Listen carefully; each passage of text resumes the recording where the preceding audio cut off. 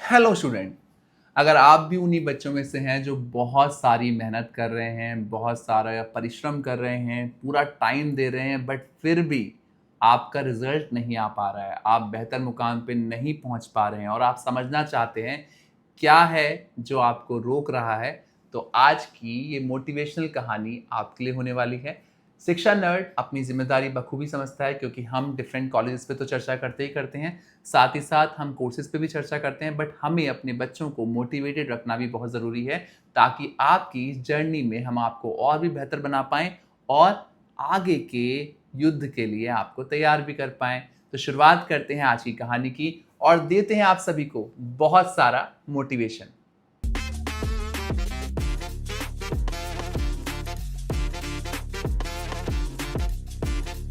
तो आज की कहानी में हम बात करने वाले हैं गुरु मंत्र के बारे में, और ये गुरु मंत्र पता चलेगा आपको इस कहानी के एंड में। शुरुआत होती है कहानी की एक ऐसे कारीगर के साथ जो लोगों के घर बनाया करता था, बहुत मेहनत किया करता था, बहुत बड़े बड़े आलीशान घर उसने बनाए होते हैं और इतने अच्छे घर बनाता है वो कि पूरा शहर उसको जानता है ना।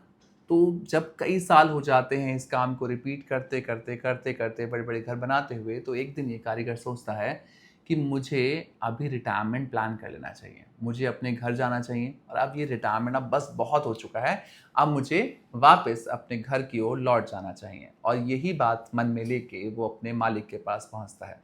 मालिक से कहता है कि मैंने सब सोच लिया है, अब बहुत हो गया काम वाम, अब मैंने बहुत सब कुछ कर लिया है लाइफ में, अब मुझे रिटायरमेंट प्लान करना है और मेरा ये अब आप बस कर दीजिए, आप जो भी मेरा हिसाब है वो कर दीजिए ताकि मैं अपने घर जा पाऊँ।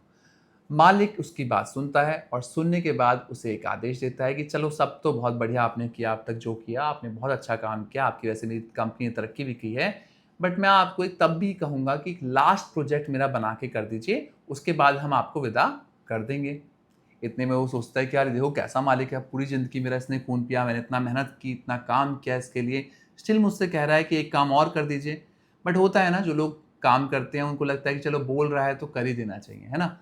तो वो भी बेमन से, क्योंकि उनका मन नहीं था इस प्रोजेक्ट के लिए, वो बेमन से राज़ी हो जाते हैं उस घर को बनाने के लिए जो उनका आखिरी प्रोजेक्ट होता है।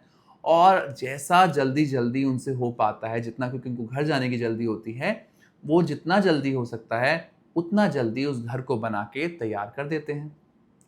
यहाँ पे जिस दिन उस घर को हैंडओवर करने की बारी आती है, देने की बारी आती है, वो अपने मालिक को इनवाइट करते हैं कि ये आपका जो घर था, जो प्रोजेक्ट था, वो मैंने बना के तैयार कर दिया है। अब अपनी चाबी पकड़िए और मुझे आप मेरा मेहनताना देके, मेरा पैसा देके विदा कीजिए।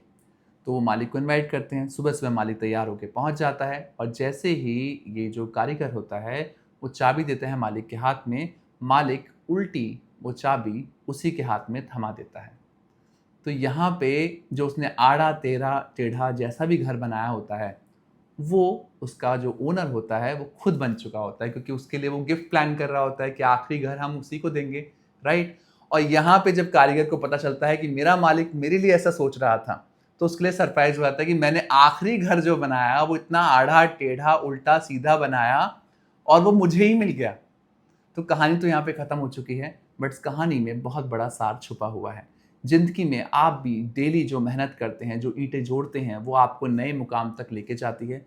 जितना उसे बेमन से आप करेंगे, जितना उसे अच्छे मन से नहीं करेंगे, तो आपका भी ऐसा ही आधा-टेढ़ा मकान बन के तैयार होगा।